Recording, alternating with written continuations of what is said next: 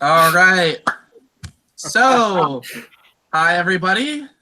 This is the System Hopes Peak High episode 6 after show. With us tonight, we have alum and production member for this season, Matthew. From this season tonight, we have Gaston, Oakley, and Stefan. This season's a little, not this season, this episode of the after show is a little bit after dark. It's very late, we know, but we wanted to get it together tonight just because we didn't have one for the last episode. But tonight, yeah. So, so hopefully we can. Tonight we're going to be talking about both episodes. We're going to go through episode 5 a little bit, and then go into episode 6 as well, just because we didn't have the after show to cover episode 5. So, yeah. So. First, we're going to go through episode 5. This is right after the one-day round of hell for everybody, in which Joel was just sent home, and Oakley, who has been very pissed at me for not mentioning it in any of the episodes, was not happy that his relationship with Joel was not more built upon. People, my relationship with them was not built upon. Fuck you for not doing it. What about your relationship with Jonah? Apparently that was really strong. No, it fucking wasn't. All right. We'll get to that later, children. We'll get to that later. So, this after that one day, and after everybody is kind of like wondering what the hell just happened, everybody has this mission that they have to do. It's Stefan's favorite mission. Oh, fuck. The scratch card mission, the ultimate luck competition, which had all of the contestants left in the game pick one of 8 completely different scratch cards and then scratch off 3 numbers off the scratch card. Some of the scratch cards were really lucky, basically guaranteed you the win. Other ones were not so much. Stefan. Okay, look, I had 3 other before this, and then I was like, nah, Stefan, those 2 were already taken. I'm like, well, third time's a charm. This is gonna be great. That happened to me 6 fucking times. It got down to my bullshit card that I got and Clark's winning fucking ticket, and I chose wrong in the goddamn coin toss of life that I had. In my defense, I did not know Nate was going to give a card that bad. No, Matt did not know. He thought they were going to be like fairly closer, and no. Like I knew like 1 or 2 was going to be like great, like superstar, but I did not know that he was going to fuck someone over so hard. So it was this fall. The system trading cards, super system rare. One of the so here's with the scratch tickets. One of the scratch tickets, which was Stefan's, had 0 for every value, and then there was one other one which it wasn't honest. It was Zach's. It was Zach's card. It was filled with ones, and then it had 100. Ones and zeros. No, he had no. Oh, yeah. There was 100. Yeah, there was 100 on Zach's, but there was another one. I forget whose it was. But it had like 1 or 2 ones, and everything else was zeros. No, it was Justin's. It was Justin's. He had a few ones because his score was 3. So, no, we had Clark luck out after getting his second chance of staying in the game and making it past the one-day round after being in the chamber again for that, and using his second chance to slam Joel right into the chamber and then coming back and winning the first mission that he can, and then of course. Going right into making multiple alliances separately with Zach and Ame and Gaston and Stefan, one of which was shown in the form of Mean Girl. So we're going to go with Gaston. Gaston, what was your perspective of this? Because yours was the only perspective that we didn't get on this. I felt really bad because during the live night, I got like the ringleader edit the edit. It kind of just happened. It didn't need to edit it. But basically, like, it was, I just mentioned that I didn't talk to Clark, and I just wanted to get the ball rolling with, like, a name being thrown out there, because people were being so quiet, and I was like, okay, let's get something going, because I'm tired, and I want to just get this over with. And, like, okay, well, Clark doesn't talk to me a whole lot. And everyone's like, yeah, same, yeah, same, yeah, same. And it just snowballed into Clark leaving. And I was like mortified. And at first I was like, okay, this sucks. Like he'll go, like I guess I did this, whatever. And then, oh, fake round, Clark's still in. I was like, oh, great. I love everyone I'm with. Because like everyone unintentionally just screwed me over by agreeing with what I had to say. And I was like, I have to rebuild something with Clark. So this is my opportunity to like make good with Clark. And I went on call with him right after. I was like, hey, Clark, we should hash it out.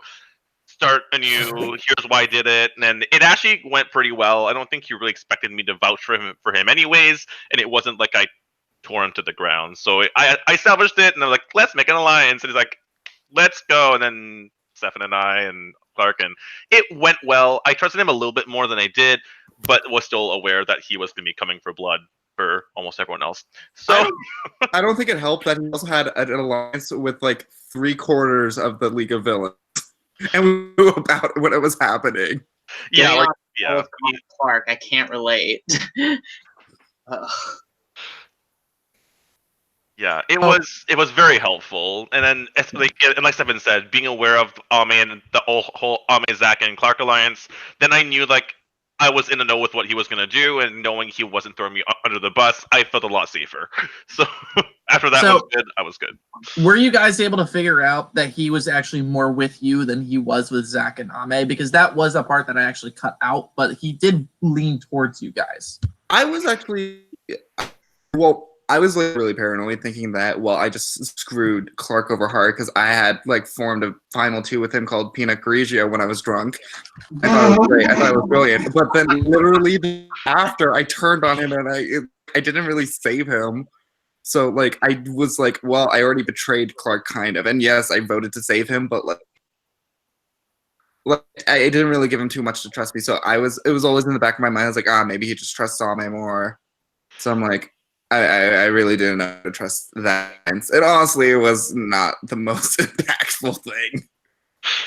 Yeah, like I didn't trust him that much because I knew our relationship during the game was like on and off, kind of spotty. We talked a little bit here and there, but not enough that I think he would just be completely turned around after me just talking to him for an hour. And I knew that him and Ame had some kind of relationship outside of the game, so I was always kind of a little bit weary of that. Where that was definitely, if Ame wanted to flip or if Clark had a good pitch for her, like that could be something that could trump what me and Stefan had with Clark. So I was always a little bit weary. That's why I didn't really trust Clark fully. And yeah. So. Also, for someone who wasn't a part of one of Clark's alliances, Oakley, how quickly did you realize after Joel went home that you were not in a good position?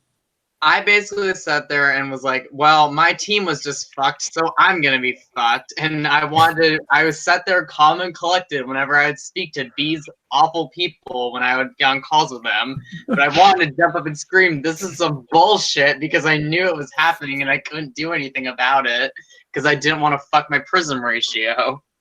I was very upset at the prospect of Connor and Joel dying right after, and then Justin fucking attacked me. So, also, with episode 5, we had a record broken with Oakley. Oakley is officially the person who has made it the farthest in the game in terms of rounds without spending a single prism to his name. So, congratulations to Oakley for that. He has beaten Jason's record from Season 1. Who went to round 5. Then, speaking of records, in this past episode, we had Ame, who also broke a record. She first broke the record for most times not in the chamber by a female, which she shattered that. By the way, I think I think that record was broken long before you told her it was broken. Yes, that's admittedly because I didn't remember actually when she broke it at that. Like when she broke it, I didn't remember to congratulate her, but I eventually did. I'm like, hey, by the way, you broke the record.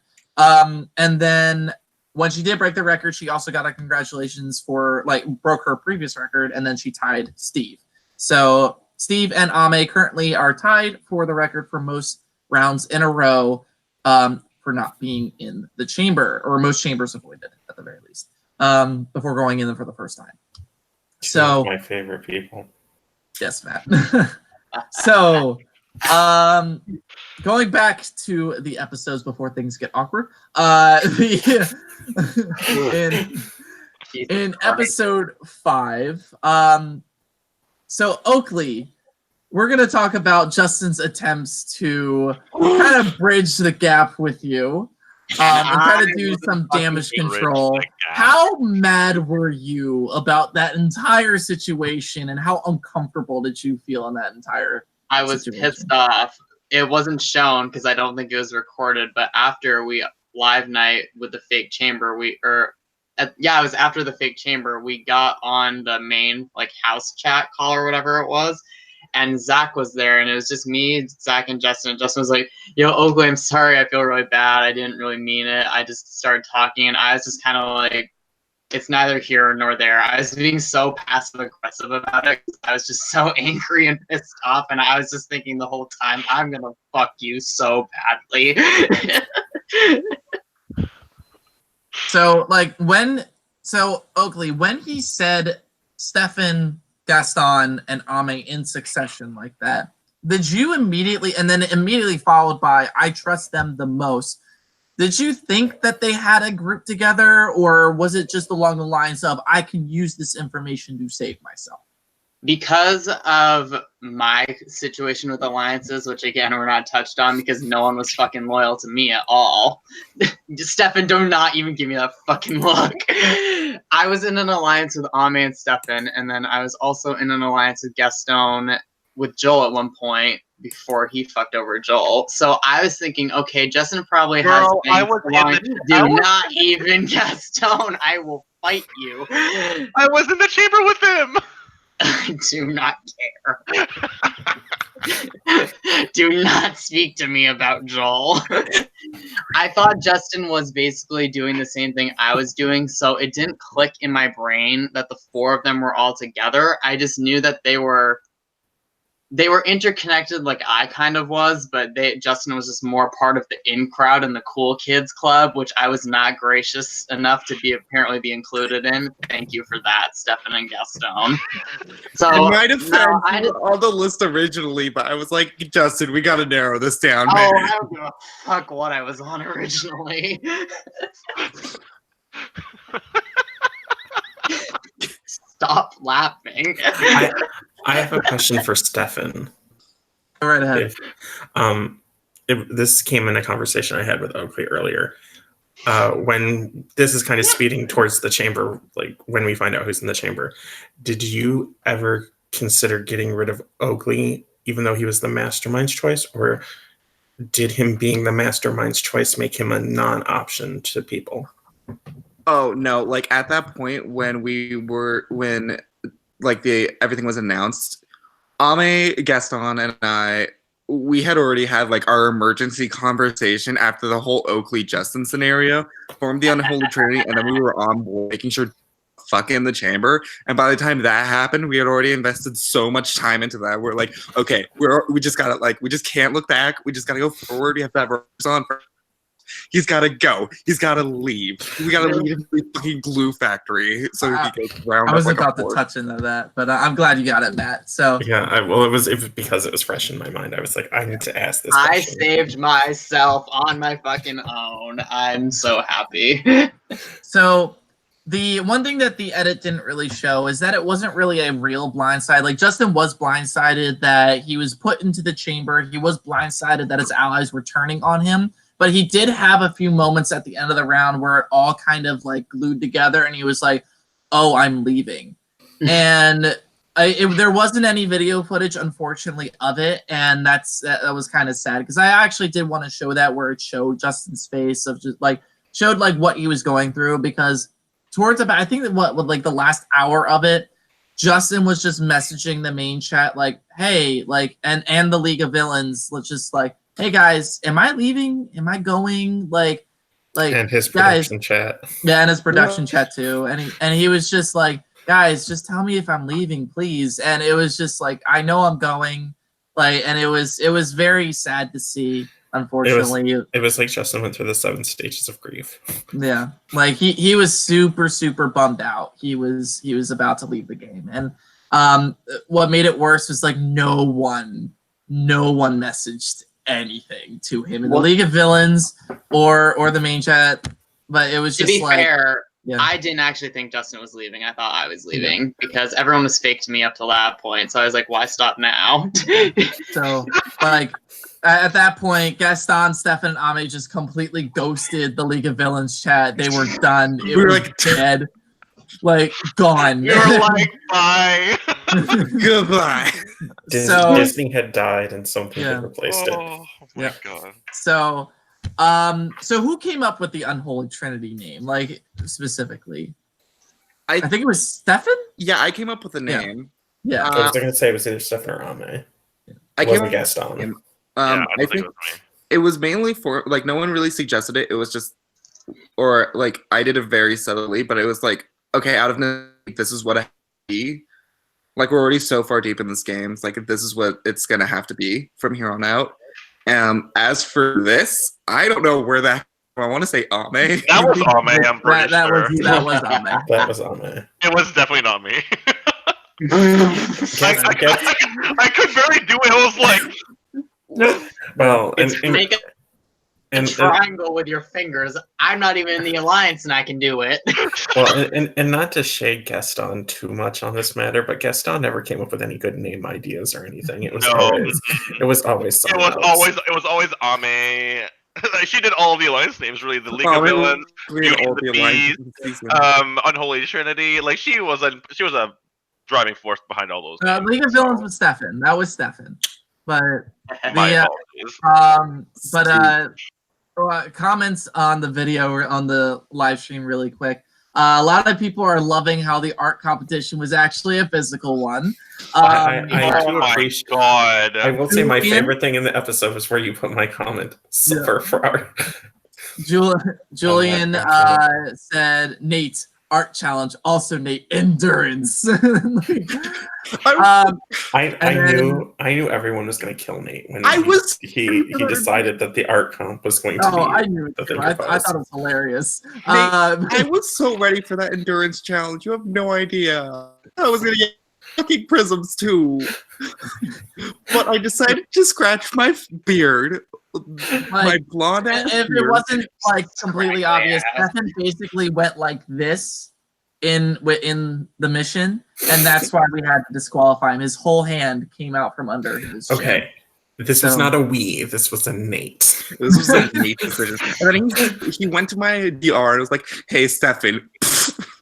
He showed me. Yeah, I'm Nate, like, Nate well- got screenshots. He was prepared in case I was he wanted to prepared. fight. Yes, and like I'm I very always make sure I back it up.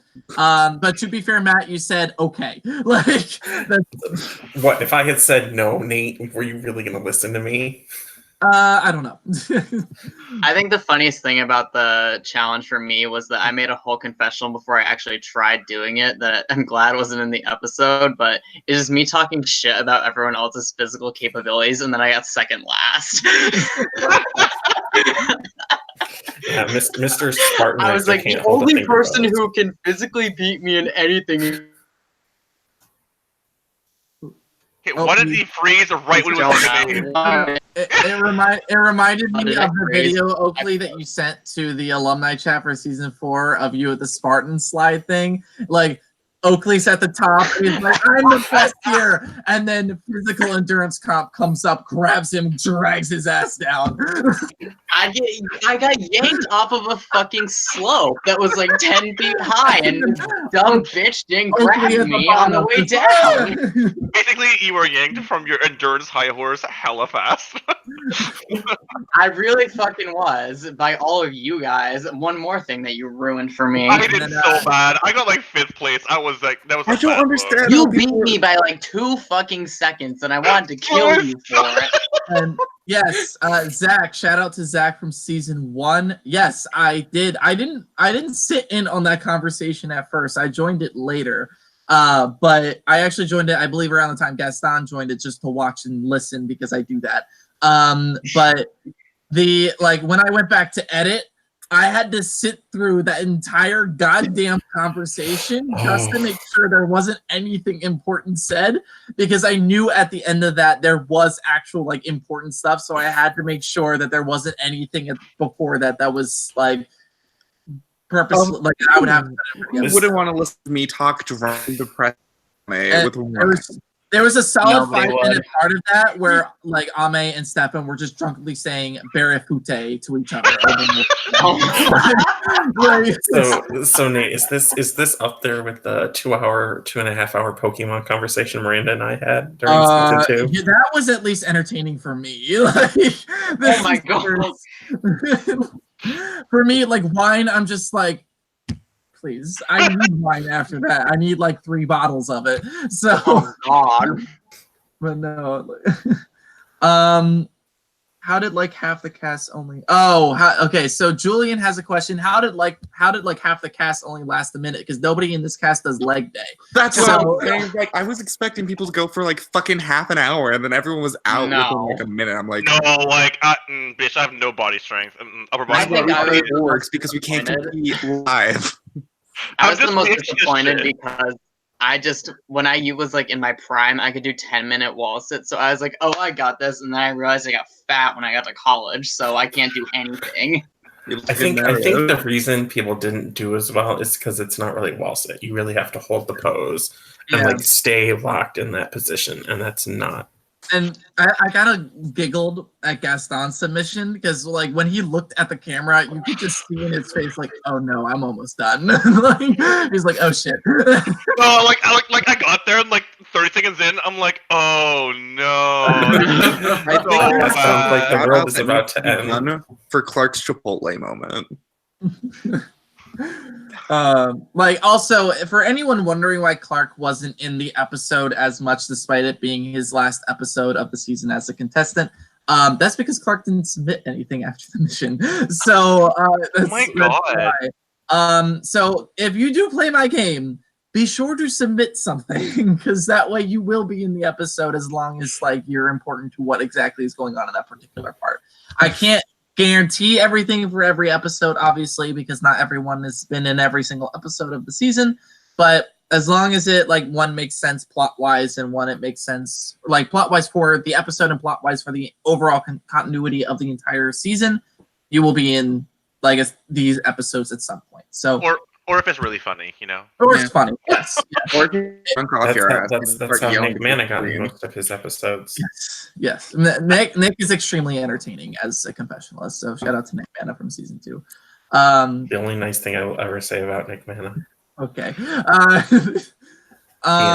So moving on to the current episode.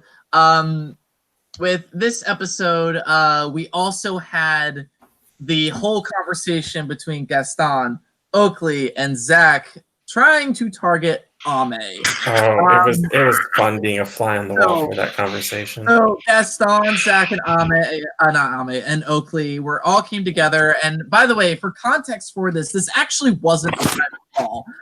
This was actually right after everyone was playing Jackbox TV all together, classic org game.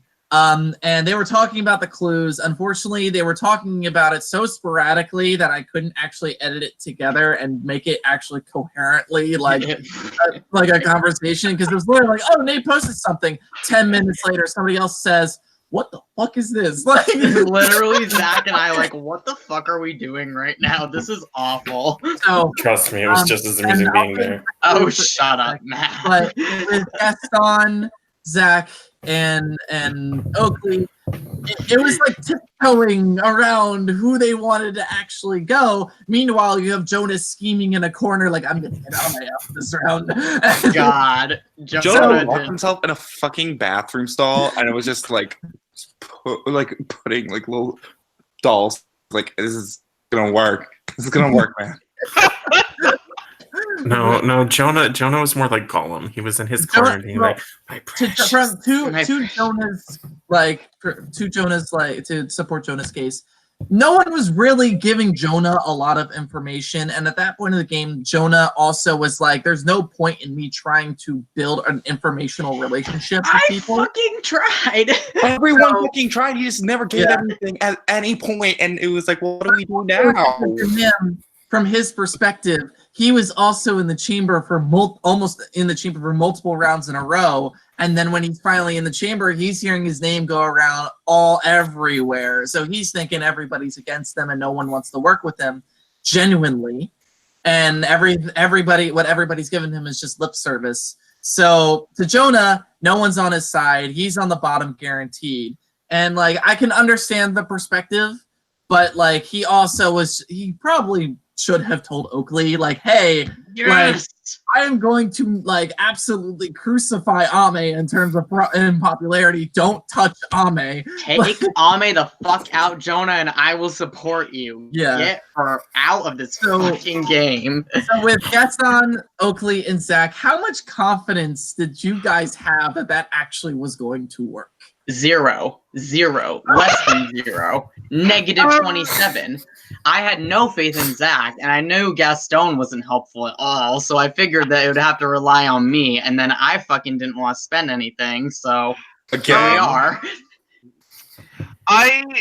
See, that was my internal dilemma. I wanted to be in good with Oakley and Zach, so they wouldn't target me at all, but I also knew I needed Ame to stay a teensy bit longer, because like that was like my main shield, and I knew that once she left, like where else are they gonna look? Like I knew I was kind of more at the top of the list than at the bottom of the list, so I was torn between wanting her out for being a threat, but also wanting to get the shield for like another round. And that's where I was like, I didn't go out of my way to get Ame to go. You know? Which we also felt during the live night, which we'll get into. Oh no, sweet. Yes, Nate. You Let's were get into so damn passive. So during this Okay, live well- night, hold on, I have something to say for this. During this live night, the Ame, Oakley, and Jonah all give their speeches as to why they should stay, and then suddenly Stefan enters the chat, and Stefan just says, "Hey, this is what I want. This is what I want," as, by the way, as politely as he possibly can, by the way. He puts it out there like, hey, I am voting to save Ame. I don't give a damn what you guys want. This is what I'm doing. And it puts Zach and Gaston in such an awkward position because Stefan fucked them without lube. That's what the fuck happened. Here's what I thought of the situation. Stefan played it he was either playing it brilliantly or he was going to be the idiot. Because if Zach and Gaston really wanted to get rid of Ame, they knew Stefan was saving Ame. Guess what? Well, you both save Ame goes home. So Stefan basically said either Ame's staying or Ame's going. There's no in between. That was relying on Gaston and Zach growing a backbone and being like, Ame needs to leave. Okay, here's the thing though. One, I actually voted Ame. I wasn't, because two, I knew that the other options were like a potential wheel spin or something crazier. I did not want to go to the That wheel. was the goddamn point. I wanted to like freak you out into like doing something else. No, So but And And that's But the why thing is, like- Stefan was either the genius or the fool. like I It was- only had my only safe option was to save Ame because I kind of knew what Zach wanted, but then at the last second I was kind of a little bit like, oh, maybe I don't want that. Like, oh, time's up, and like let's move on. And it was like, oh shit, like my only safe way to save Ame had Zach. Honestly, he was kind of like, he should have thought things through. Like, what's Gaston realistically going to do? What are his best options? Yeah. My whole Yeah. thing But- with Zach was like, once he like said Oakley, I was like, okay, stick into that, god damn it. I was just like sitting Stefan, there. and that's why. And then Gaston fucking railed that for a hot second. I was like, so Zach, how married to that idea are you? how pissed And then- off do you think I was? Yeah, I was like, oh, I don't know, on a scale from 1 to 10, a 3. And I'm like, oh, what the Like, why don't you fuck right off? Though I think if I remember how Gaston phrased it, 10 was for Jonah, 1 was for Oakley. Yeah. So he was more pro Oakley than I was like- ready to flip. Yeah. Yeah. Yeah, So like Zach I was on my was, side. And that had a lot yeah. to do with the conversation earlier in the round between Zach and Oakley and Gaston. So that did benefit you later in the game, Oakley, even though you had zero confidence in it. I had zero confidence in it. I knew nothing was going to happen, and I knew no one was going to do anything. But anyway, I don't know. Yeah. but so in terms of like how this live night actually went down, obviously the biggest loser was Jonah, because Jonah went home. But the final five, out of the final five, like from our perspective, and Matt and I, like we were typing to each other the entire time, obviously, because we're like, oh my god, is Ame gonna go home? Is it gonna be an overload? Like, what is going to happen? Is it going to go to the wheel somehow? Like, what is going to happen? And as the 5 minutes was just slowly going on, it became glaringly apparent that Gaston was just digging himself a bigger and bigger hole. As the minute I heard Gaston say, "I want the whole 5 minutes," yes, I was like, "No, Gaston." That was the that's nail in not the what you coffin say. for Gaston that night, because it showed so many people. We're gonna get into that in the next episode, but it showed a lot of people exactly where Gaston stood, and it was just, that's not a game you want. Stefan left it ambiguous. Like, despite it looking like, oh, I want to save Ame, if you really looked at it and analyzed it, Stefan's play was very ambiguous. It was either, I want Ame to go, therefore I want you two to be the ones to say, let's overload Ame, therefore giving me a jury vote. Or, on the other hand, I want Ame to stay and I'm going to put you guys in an awkward position. So it was a very good play by Stefan in that scenario. Stefan played a very good linguistic game. He said, "Is it okay if I save Ame?" He didn't make it aggressive. He didn't make it overly passive. He just said, "Can I do this? Can I have your approval?" Excuse me, It worked out I well. have the vote. Even though Stefan really was driving force of the entire thing, because he was really like, hey guys, we got to make a decision. He, like, it didn't come off that way. It made it look like Gaston was in control and Gaston was flubbing it. And that was like a very good strategic move by Stefan. So it, like, Matt and I came away from that. And like, I don't think at the time we realized how much of an impact Stefan had, but like discussing. I had some realization. Nate was not pro Stefan. Yeah. But then we discussed it more, and we were like, oh wow, that actually happened. Because like Nate does power rankings, as we've discussed. Stefan was probably middle of the road. Middle. I was like, okay, I started at the beginning of the season. I was at like top of his rankings, and then as the season went on, I was like, took a nose. Slowly goes down. Scaling around. We will reveal those at the end of the season publicly, but because I was going last in the speeches, I just wish that had I known that the three of them would have lacked all cognitive reasoning, I wish in my speech I would have said get rid of Ame, but I thought you or Jonah was going to say it. Yeah. I wish I had. So, let me discuss this, because Stefan saying that, it's not like I can just come out and be like, hey guys, let's get rid of Ame, because had Zach and I agreed to be like, oh, let's do it, that Stefan, had he really wanted like Ame to stay, could have just saved Oakland on the side and be like, bye Jonah, now Ame knows we're after her and I'm completely fucked. Now that ruins my whole game, and that's the risk, and that's what I was kind of going through my mind. I'm like, I can't, even though Ame going wouldn't be the worst case, it would be worse if I tried and failed, because then my game was done and I had no way out. That's outside of that, though, Gaston, the issue I kind of took with it was that when it came to me versus Jonah, you didn't really want to offer an opinion when I know deep down I really think you wanted Jonah to stay and for me to leave. You just weren't willing to say it. Yeah, and the fact that Zach was able to overtake you and overpower you was very shocking to me. And I was about to say it towards the end of it the time, and as I was trying to state something, like, oh, time is up, and I was like, well, that.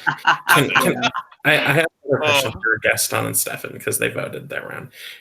If Oakley or Jonah had come out and said, if you don't get rid of Ame now, you will not get my jury vote, would that have changed your mind? I know pretty Stefan, it's probably a no, but I'm wondering for Gaston.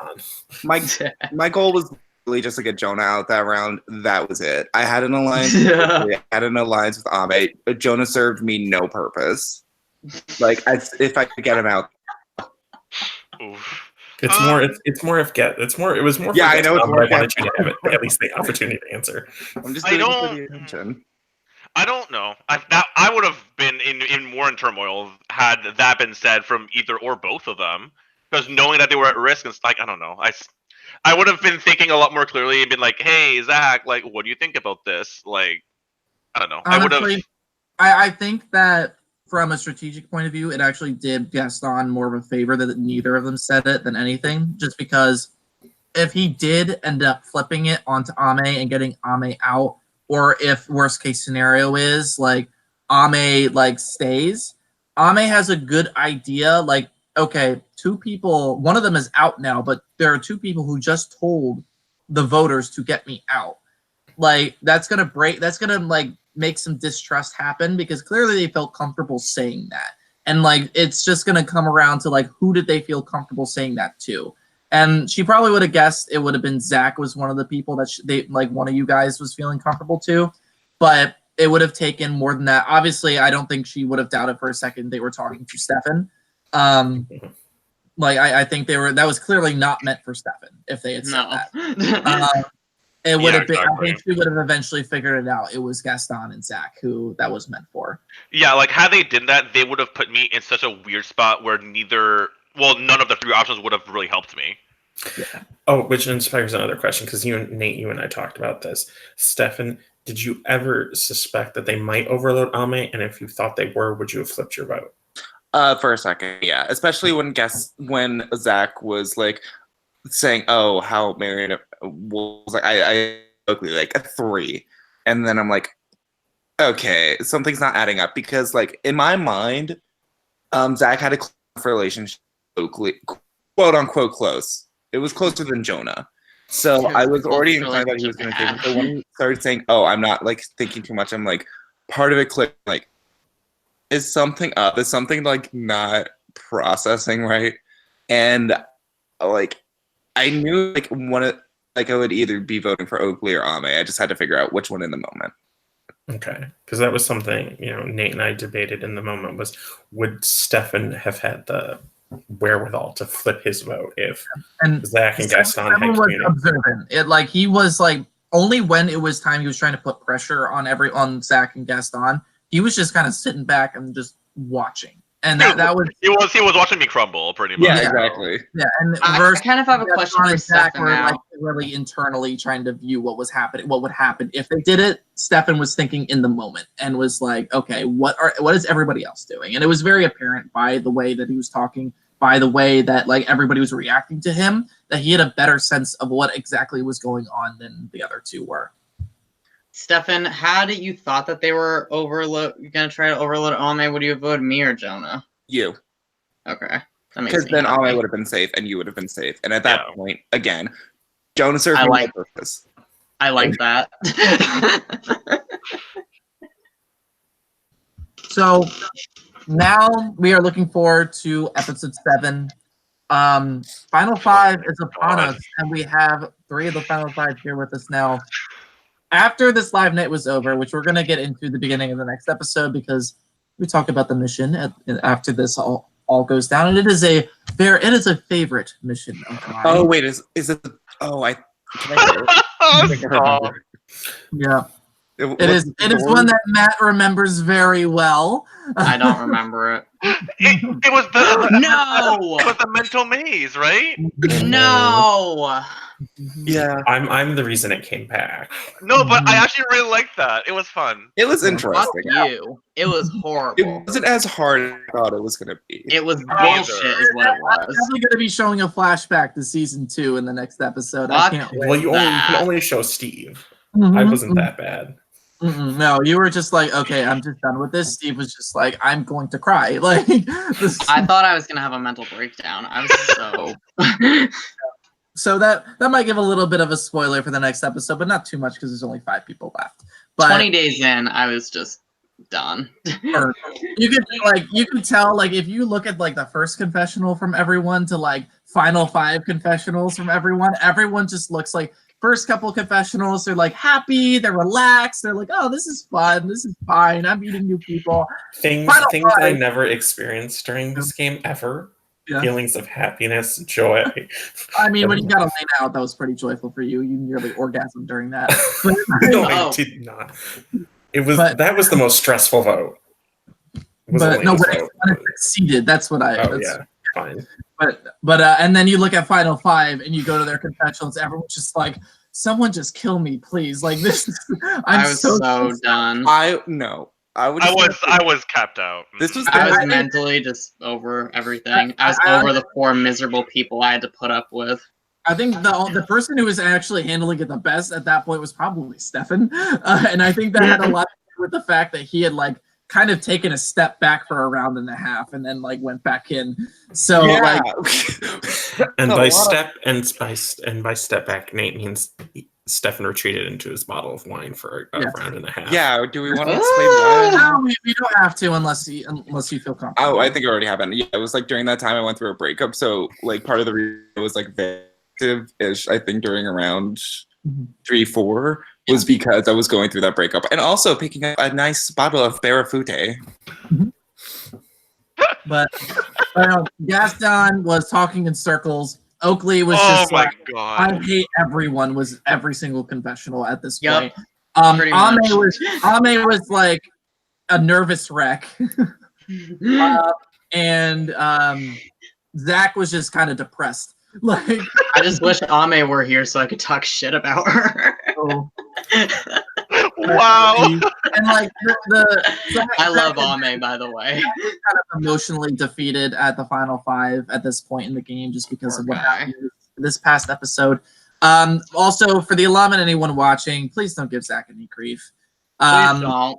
Just like He's a good kid. He is a good kid. He honestly did not mean any harm about it. It was just he did something and there were consequences to it. Was I happy in the moment about it? No. But I was not. Zach, like Matt was much more apparently pissed off than I was. I toned it down a little bit. Well, it's because Nate doesn't know how to rage as well as I do. Oh no, I know how to rage. Look at Worst Game Ever 3. But Nate, I'm scarier looking than you. I'm gonna back up that Stefan. I second that. Like, well, you haven't met me in person, Oakley. But no, Stefan? I had to be professional in the situation. But with Zach, don't give him grief. It's not like he didn't cheat. He didn't intentionally like break a rule to benefit himself. He broke a rule that we have in place, and that's really all it was. Again, I just want to be clear about and reiterate what I said about in the episode that. We say at the beginning of the season, and we tell all the cast that this is your season. I get it if you're excited and you want to tell people in real life that, like, hey, I'm having fun playing the system. I think I'm there's all these things that I'm doing, blah blah blah blah blah. Fun quotes. But really, when you leak online is when we have an issue with it because then it can just spread depending on where it goes. Thankfully, it didn't spread, and we actually found out about the leak with less than 12 hours of it happening. I will say that was pretty quick. It was extremely quick. I didn't know how quick it happened. It happened pretty fast because Nate told me when he heard, and it didn't take. I think it actually took less than 6. I found out that there was a leak around 3:00 in the afternoon of that day. Yeah, and we had it almost wrapped by. Yeah, and I thought it was an eliminated contestant at that point, and there was an eliminated contestant who did leak a couple things, but other than that, like, I can't really do anything at that point with that. But I'm not going to reveal what that was because there's nothing we can do about it. That's really nothing we can do. But with this, and it didn't change the game. It didn't change. You kill them. What? Oh my God. With this one, it was someone that was still in the game, and we just didn't want.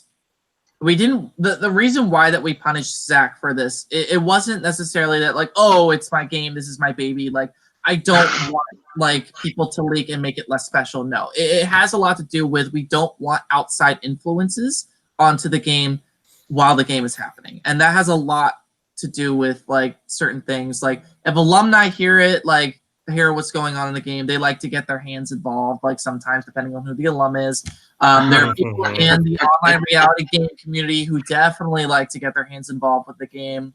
So we just want things to be as real as possible. So if something, for example, if John goes out and like talks to somebody that's about the game. They tell him everything that's happened, and this person says, I don't like this person. This person, like, I play with them in another game and they're not trustworthy whatsoever. That can affect what that person does in the game, and then they can go back and like completely change the game from where it was 10 minutes ago. And we can't show that in the episodes because it's an outside influence with someone that has nothing to do with with what's actually going on in the game. So that's really what we're trying to stop with this, and that's why Zach was punished the way he was. We didn't want to remove him from the game. That was never our intention. Because again, we didn't feel like it was a severe enough of an infraction to do so. And he hadn't cheated. Which was I think the sticking point between me and Nate was he had to be punished for something, but he hadn't cheated. Yes. And we didn't want to completely ruin his game. We wanted to make sure that we got the message across, and that he still had a chance to stay in the game and still had a fighting chance to stay in the game. So, yeah, that's kind of how that all went. But with that, and I'm sorry to end this with a more serious note, but I just wanted to be very, very clear with how that whole situation went down. It was not a spur of the moment decision. This was Matt and I discussed this, I think, over an hour before we actually did it. We talked for like an hour and a half trying to figure out what the best decision would be. If we don't want to end on a serious note, we can talk previews.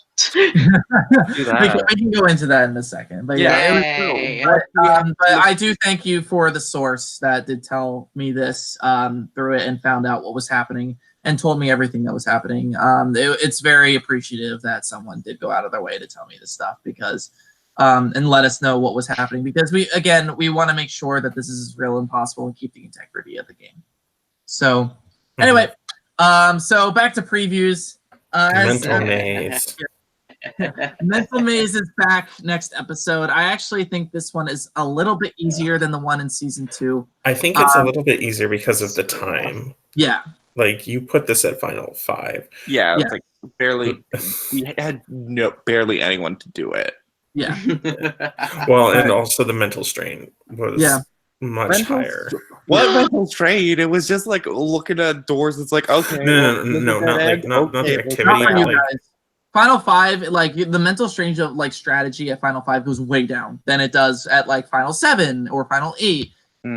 So it like the mental strain at Final 7, Final 8, there's a lot of factors that can actually happen, a lot of stuff you can't account for. Final 5, it's a lot more straightforward. The game gets a lot. Final 5 is complicated when I feel like once it gets to the point where one person changing their vote fucks up everything, the rest of the time it's stressful. It's just stressful in a different way once Final 5 rolls around. I think for Final 5, it's like, especially Final 4 too, it's like when you start having people nominated or in the chamber, then are actually voting. That's when like the game is like kind of in like this weird. It's in a very weird space. Yeah, the game is bottom heavy. There are more people voting, or there are more people that are up for elimination than there are actual people voting. Yeah. So which is really, really weird. And we see that in like Big Brother, especially. It's like, hey, if this person on the block wins veto, they use it on someone on the block. The HOH has no choice. Other person up. There are only so many options, but there's still a lot of variation. Yeah, exactly. And it's just like, what's the variation going to be? So like once the chamber's decided, like at Final 5, Final 4, it becomes much more straightforward. It's just leading into that. It's Final 5, I disagree though, because with the 2 votes, it's a big game of chicken.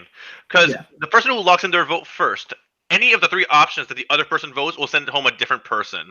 So it's really knowing what they're doing and trusting their word. And if they lie about it, that's going to completely mess up the entire integrity of what's happening. Season 3 with Blake and Alex. Yeah, I was about to say, I'm like, that's what sent Regan home.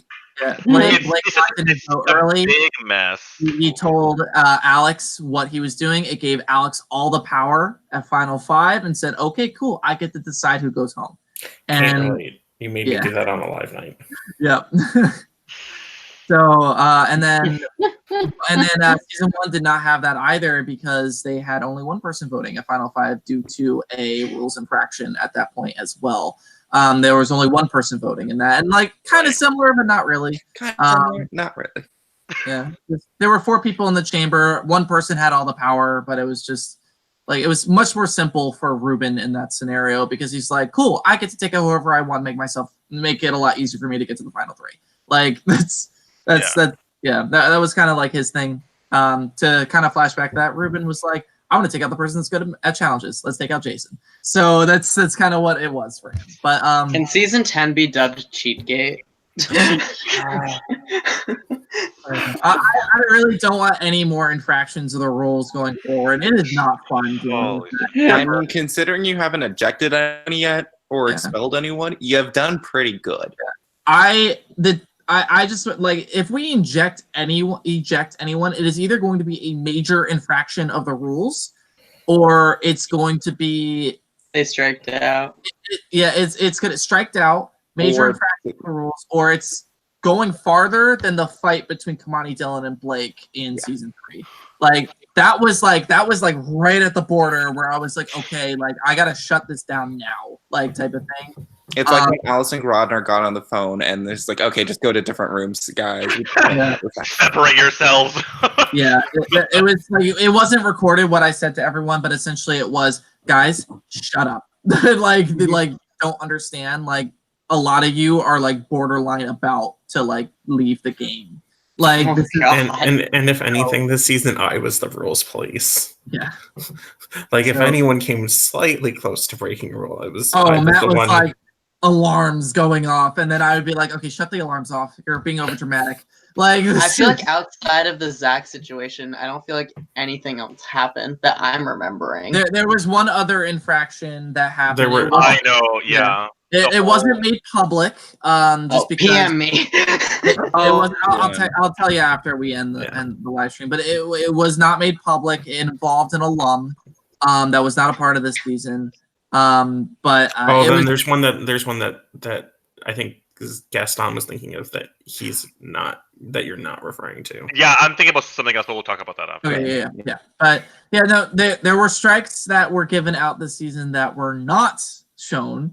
Usually, like the majority of the strikes that were given out this season were from being late on confessionals and conversations and stuff like that. But which is normal. But as for everything else, it was just like there were only really 2 instances I can think of where we actually gave out strikes for infractions. So and one of those did not make the edit, and I don't really want to discuss that one publicly because it's not necessary.